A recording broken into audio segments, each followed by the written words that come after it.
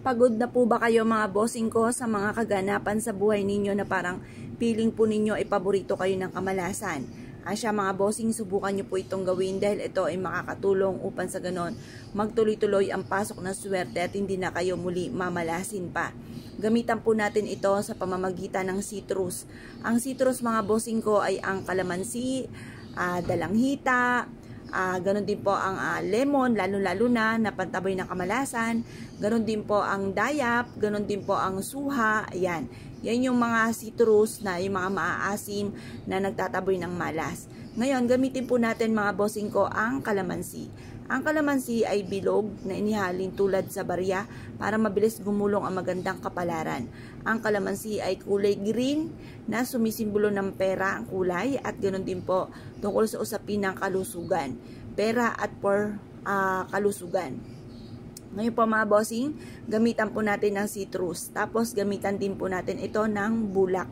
Ang bulak para mas maging magaan ang daloy ng swerte.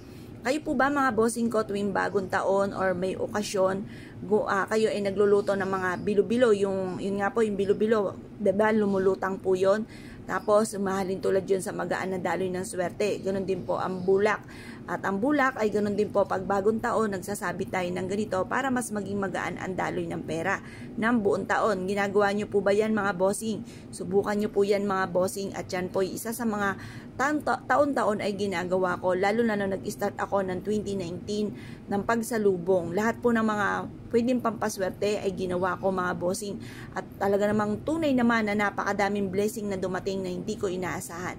Dati-dati tinatamad ako at dumating din sa punto mga bossing ko na parang inignore ko na malas mag-itim ng bagong taon.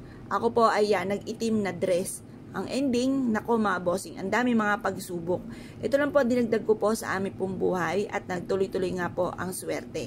Dati-dati mga bossing, ako'y nag-vlog na rin. Marami ako mga ginawang vlog na iba't ibang account na nakalimutan ko rin ng password, talagang hindi swerte.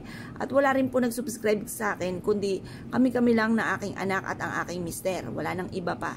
Ngayon po gumawa ako ng 2019 ng lahat ng mga pampaswerte at sinubukan ko muling mag-vlog ay nagtuloy-tuloy na ang pasok ng swerte. At ganoon din po sa mga negosyo. Kaya ako po sa inyo po at kayo po naniniwala sa ganito, subukan nyo po ito dahil hindi naman masama dahil instead na kayo po'y mapapahamak at simple lang naman po ito mga bossing. Ito lagi ko namang i-a-adya ko sa lagi kay suswertihin. Yung bulak, ginagamit naman talaga natin to sa paglilinis ng ating mukha, lalo na sa umaga at sa gabi.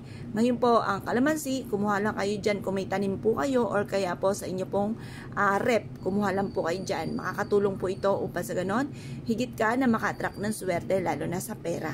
Kaya kung kayo pinaniwala at nais po itong gawin, wag na po kayo magpatumpik-tumpik pa. Subukan nyo po ito, proven po ito na napakaswerte. Yun lang po mga bossing. At kung kayo gagawa, panalangin ko na good luck po sa inyo po lahat.